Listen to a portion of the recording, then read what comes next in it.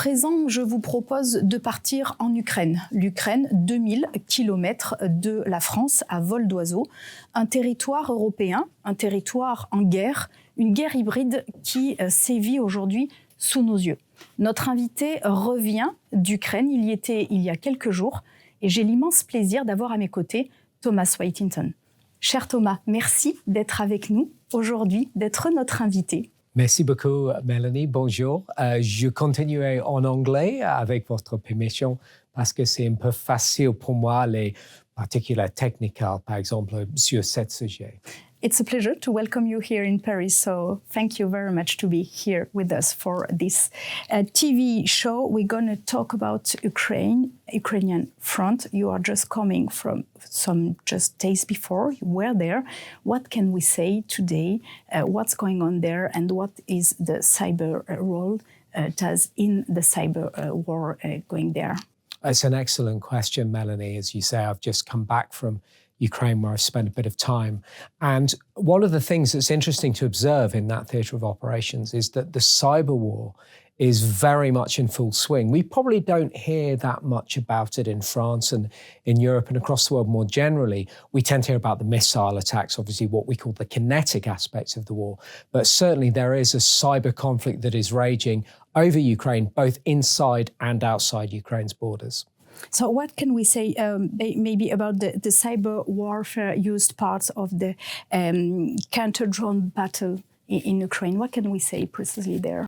Well, you've raised a really interesting point, because one of the things that we started to see in Ukraine is drones actually being attacked through cyber attack. Now, that may seem a bit strange, but let me explain how that actually works. So we're all used, for instance, to malicious code being transmitted on our computers via the internet, via our Wi-Fi signals or our cable connections. So this is a way of attacking a drone through an IP attack, usually delivered by a radio signal, to attack the logic, to attack the software that's actually controlling the drone, to cause that drone some damage or to cause it to fly to a different destination, whatever it might be.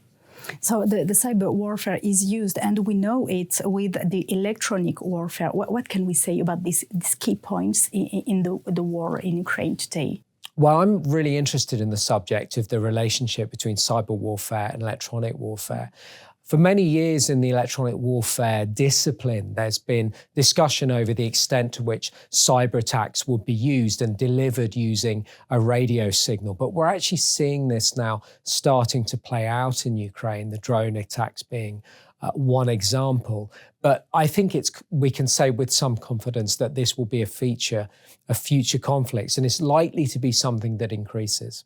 So this is the point I would like to ask you to have your point of view about the following scenarios that can maybe born there.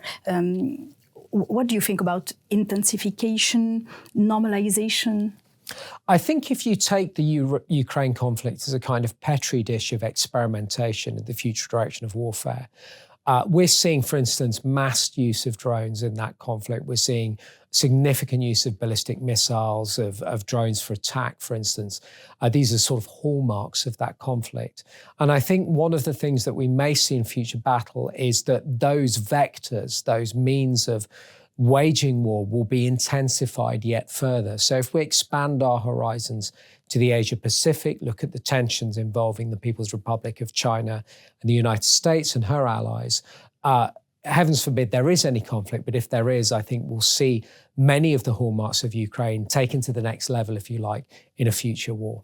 And what can we say about what lessons, let's say, that Western powers and NATO can learn about the use of cyber in this conflict?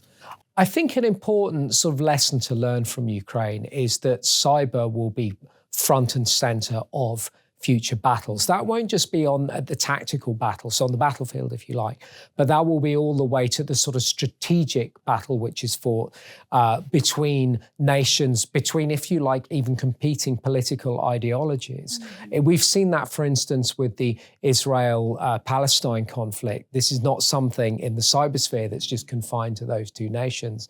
Obviously, the battle for public opinion is being fought across the world, and that's certainly something that I think think we'll see happen in future conflicts. And something I would add to that is that won't just happen in times of conflict, that will happen in times of tension and competition.